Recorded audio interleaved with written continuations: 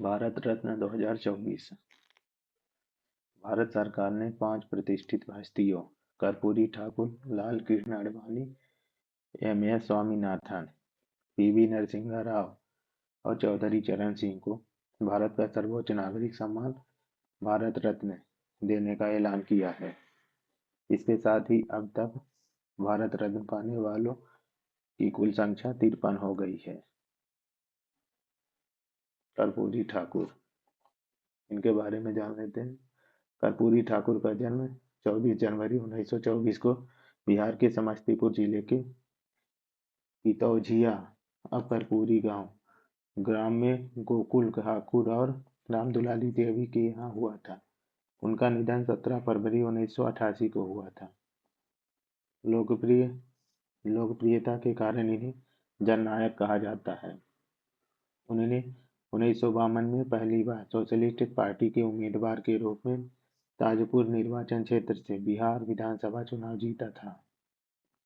कर्पूरी ठाकुर वर्ष 1970 से 71 और 1977 से 79 तक 2 बार बिहार के 11वें मुख्यमंत्री रहे और एवं 1967-68 तक बिहार के उप मुख्यमंत्री रहे। वे बिहार के पहले गैर कांग्रेसी मुख्यमंत्री थे। उन्होंने भारत में पहली बार अन्य पिछड़ा वर्ग ओबीसी को आरक्षण दिया।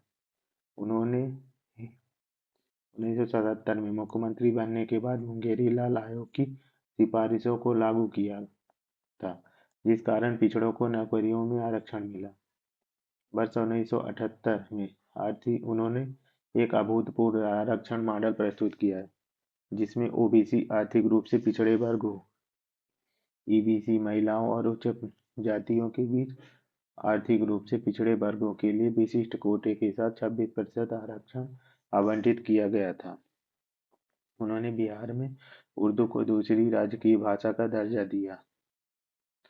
ये भारत रत्न पाने वाले 40वें, मरणोपरांत भारत रत्न पाने वाले 15वें, बिहार से भारत रत्न पाने वाले चौथे व्यक्ति थे।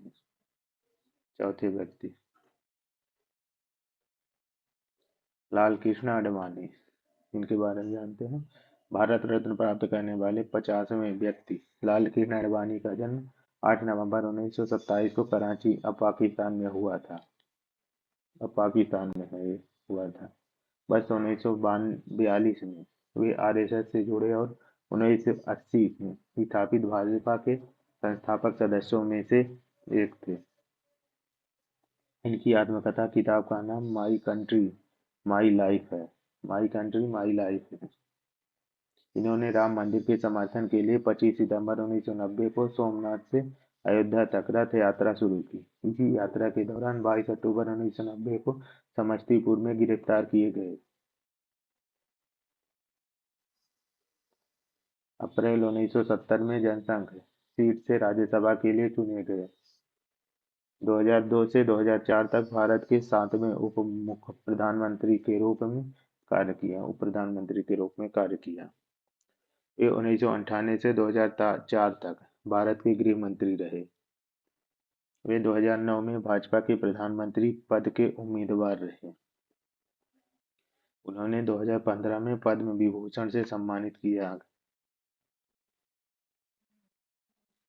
एम.एस. स्वामीनाथन, भारत की हरित क्रांति के जनक कृषि वैज्ञानिक एम.एस. स्वामीनाथन का जन्म 7 अगस्त 1925 को तमिलनाडु के कुंभकोणम में हुआ था। इनकी मृत्यु 28 सितंबर 2023 को चेन्नई में हुआ था। स्वामीनाथन को कई प्रतिष्ठित पुरस्कार प्राप्त हुए, जिनमें शांति स्वरूप भटनागर पुरस्कार 1961, रेमन मैगसेसे पुरस्कार 1971 एवं अल्बर्ट आइंस्टीन विश्व विज्ञान पुरस्कार 1986 सम्मिलित है। इसके साथ ही इनको पद्मश्री 1967, पद्म भूषण 1972, पद्म विभूषण 1989 में भी सम्मानित किया गया। पी.वी.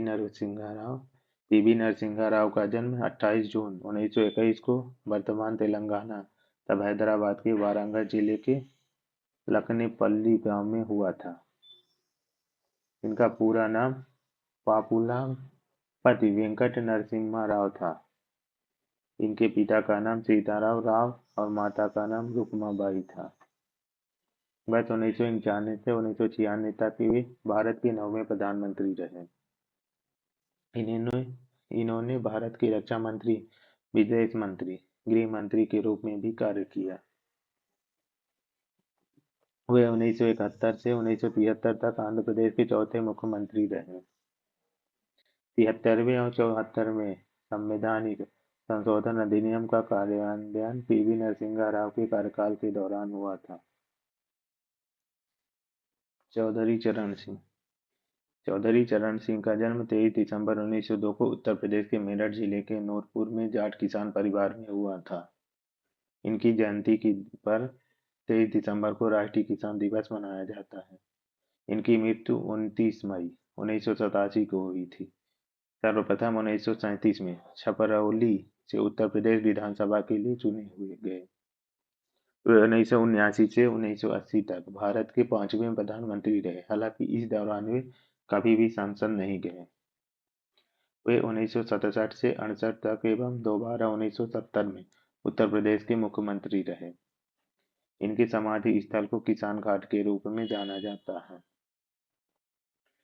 भारत रत्न पुरस्कार देने की शुरुआत 1954 में हुई थी।